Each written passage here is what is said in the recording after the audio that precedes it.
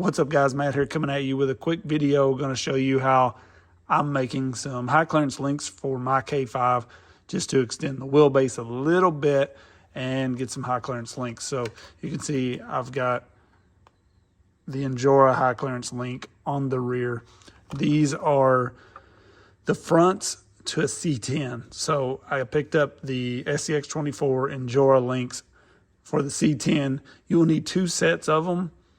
Because you're only using the front links, the shorter 50 millimeter links for front and rear. So it only comes with 2. You're going to need twice that much. So you're going to need 2 of these kits. You could definitely make your own links like I do for a lot of my custom builds like this. It works very well when you're trying to run an FCX24 skid and transmission with like FCX axles. And you will need a 25 millimeter rod and a 35 millimeter rod, I think it is, for the bottom. I'll link that stuff in the description. And then you will also need the rod ends to do that way. But I'm going to show you the easiest route, and that is just picking up a set of these Injora links for the C10 or any threaded links like this. Really, that give you a little bit of adjustment for the FCX24. The AX24 links are like 52 millimeters, so those should be really close as well. But this is very simple, so I just thought I would show you guys. So all you're going to do is take the short link out of this kit and your rod ends. So we're just not going to use the ball studs that come with these. We're not going to be installing those. We're just going to put the rod ends on here, and then I'm going to show you how we're going to get them to fit the K5 and just how good this looks once stretched a little. So if you want to buy some M2 rod ends, I'll link those in the description. That's what I did on the rear here. I put an M2 right here. Instead of using the stock ball stud, I just used an M2 rod end with an M2 by 10 screw to put there. But you can also just use what is there on the truck, and I'm going to show you how. So you're just going to put these links together just like that, and then all we're going to do is pull this stock link off. So you'll see the rod ends that come with these links are for the FCX24, so they won't fit the ball studs on the K5. And it's, you know, you have to do a workaround. The easiest thing to do, heat these up just a second.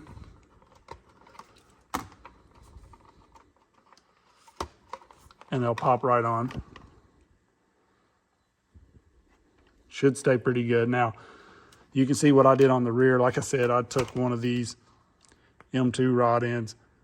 I think these are like $10 for 10 of them or something like that. Maybe 12 for these metal ones, but you can definitely put those here if you have any issues with this popping off. On this side, it's going to be on the inside, it's going to be captured between the shock and the axle, so it's really not going to be an issue as far as like popping off or anything.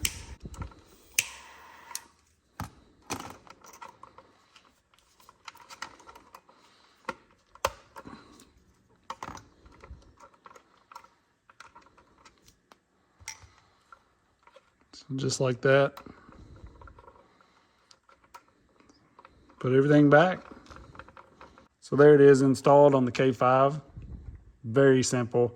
I like these black links. They match the truck. It's very easy to make these as well. All you would do with these is the same thing on the one end down here. You just have to get the FCX24 ball stud to fit on there. You can ream that out a little bit.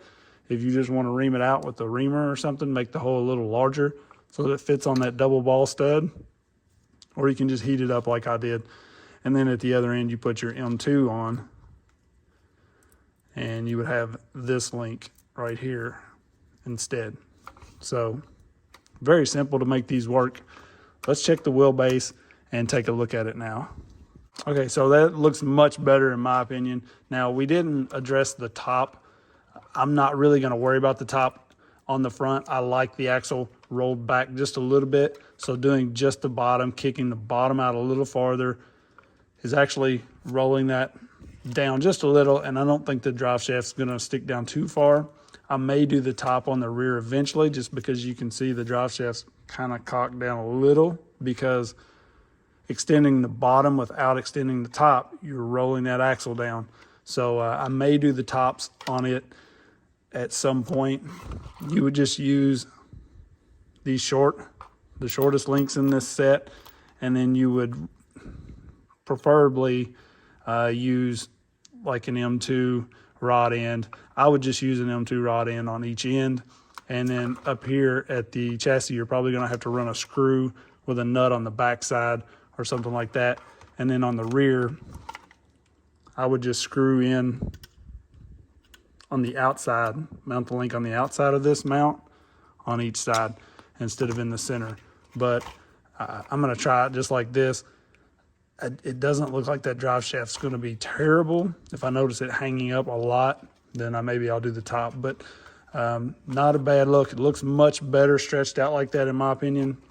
You can see this side. I think you guys can tell, hopefully you can tell in the video, the shorter wheelbase on this side.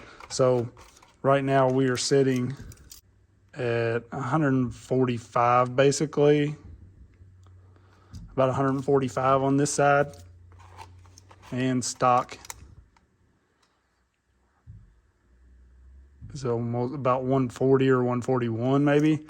So we gain 3 or 4 millimeters really. I think it looks better. The rear, I can maybe bring it in just a hair. You can see it's a little off on the fender there. It's back a little bit. The front, I think, looks much better. It actually fits where it needs to. And here's the major thing. When turned, full lock and flexing, no rubbing at all. Stock, you can see when I was turned and flexing, I was getting into the sliders and the fender. So if you're running bigger tires, definitely something you're going to want to do as far as the front, at least. You know, the rear, like I said, we almost could have left it alone and just brought the front up a little bit, but I think it looks pretty dang good just like that. Like I said, I may bring this one in just a hair. It's almost just a little too far for me, but we'll see when we get the other side done. But that's just a quick, easy way to do this, and I thought I would share it with you guys. I appreciate you guys watching. I promise next one I'm going to get to this interior and what I did there. But you can see it's not perfect up close. There's some issues. She's a 10-footer. She looks great from 10 feet away. I appreciate you guys watching. Peace.